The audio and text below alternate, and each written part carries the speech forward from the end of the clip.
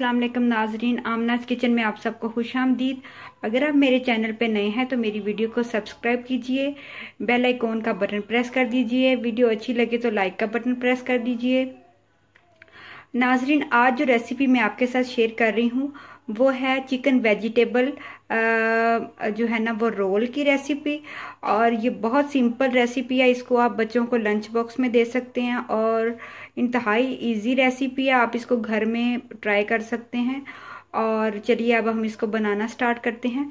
तो मैंने तकरीबन हाफ के जी के करीब पोटैटोस लिए हैं। पोटैटोस को मैंने अच्छी तरह छील के बॉईल कर लिया था और इसके साथ ही मैंने चिकन को भी बॉईल कर लिया था। चिकन को मैंने थोड़ा सा हल्दी पाउडर और थोड़ी सी सब्ज़ मिर्च और प्याज डाल के बॉईल किया था सेपरेट, ताकि जो है ना इसका टेस्ट अच्छा आए। तो उसके बाद मैंने इसको चॉपर में डाल के चॉप कर लिया, बिल्कुल इस तरह मैंने चॉप कर लिया है।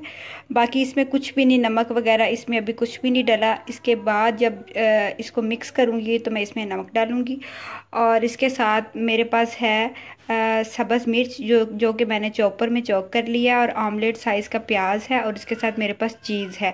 चीज़ ऑप्शनल है, अगर आप डालना चाहते हैं, बच्चे पसंद करते हैं तो डाल लें, अगर नहीं बच्चे पसंद करते तो आप रहने भी दे सकते हैं।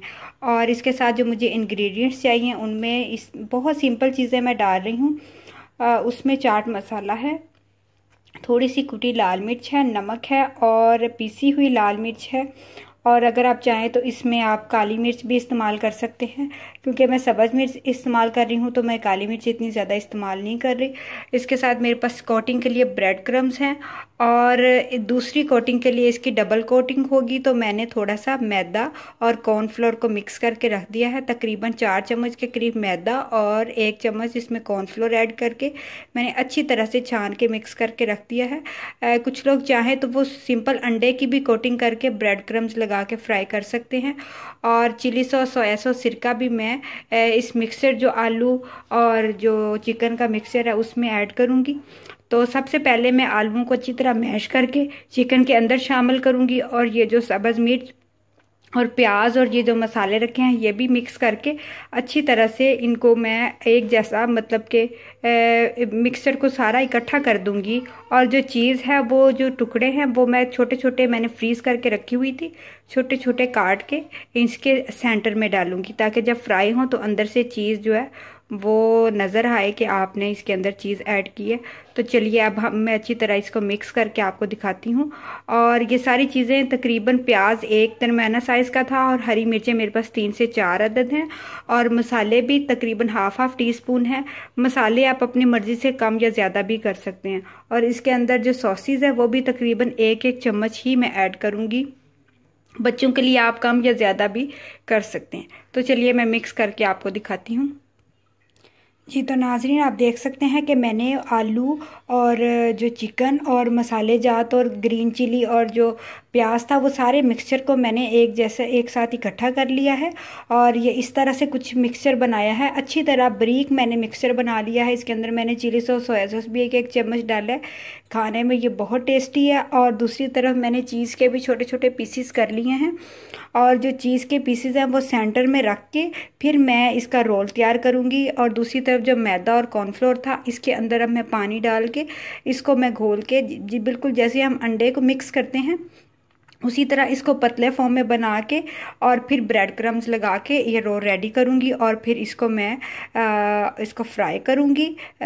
आप गोल्डन फ्राई आपने करना है। आप अगर इन रोल को बना के रखना चाहते हैं तो आप इसको फ्रीज़र में मत रखिएगा, क्योंकि आलू जो है वो पानी छोड़ जाते हैं। तो आप फ्रिज में इनको 1 हफ्ते तक इस्तेमाल कर सकते हैं। फ्रिज में नीचे जो फ्रिज का जो टेम्परेचर होता है उस पर रख के, और बच्चों को आप लंच बॉक्स में दे सकते हैं, साथ में एक ब्रेड फ्राई करके ऑयल के अंदर, और साथ में आप ये जो रोल हैं वो बच्चों को दें लंच बॉक्स में, बड़े मज़े के लगेंगे।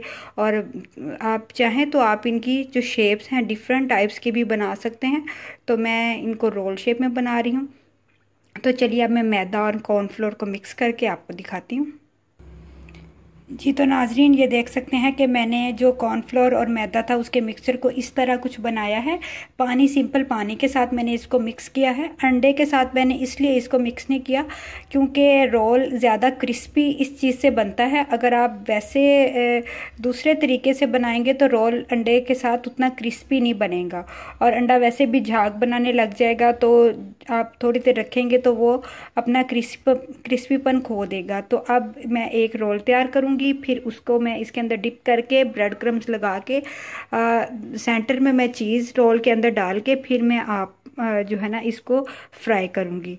तो चलिए अब हम इसका रोल बनाते हैं।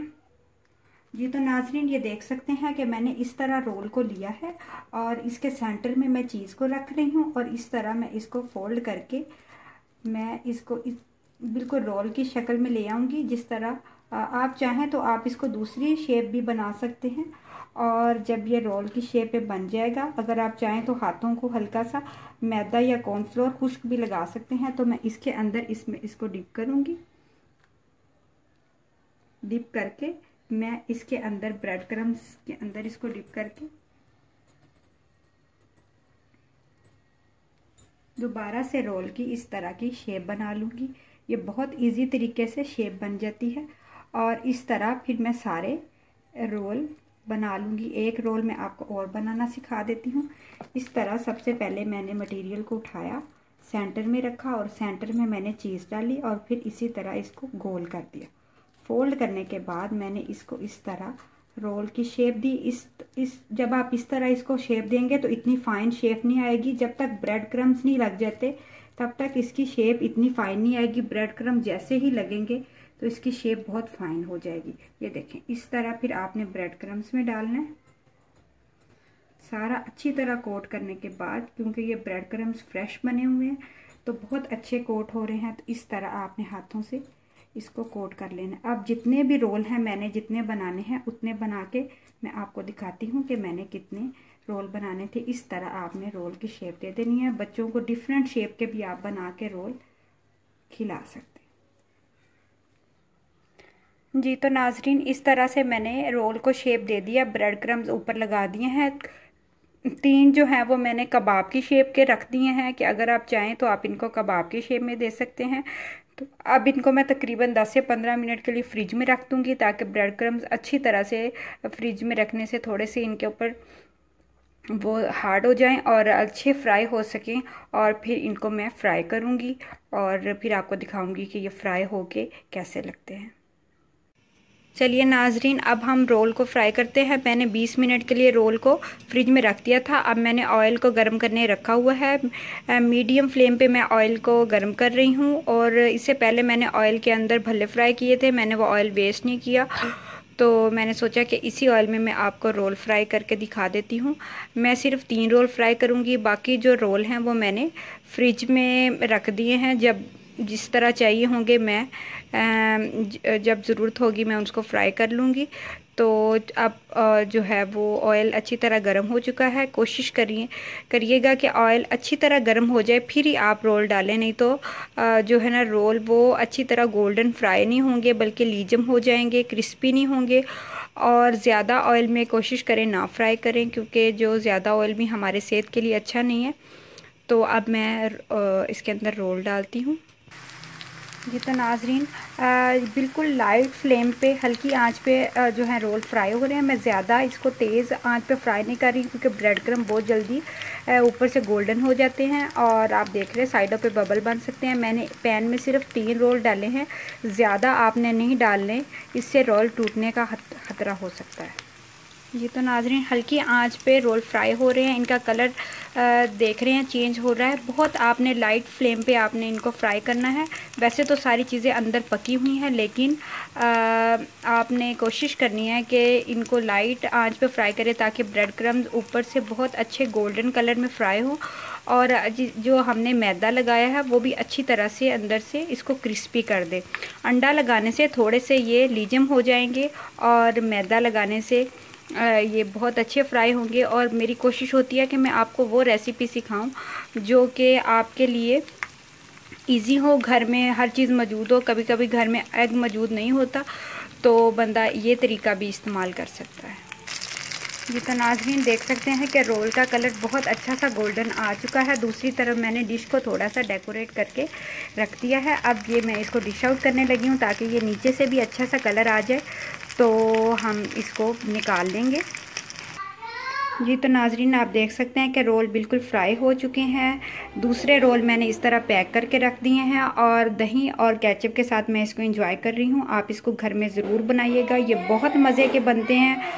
आप अपना बहुत सारा ख्याल रखिएगा। अल्लाह हाफिज़।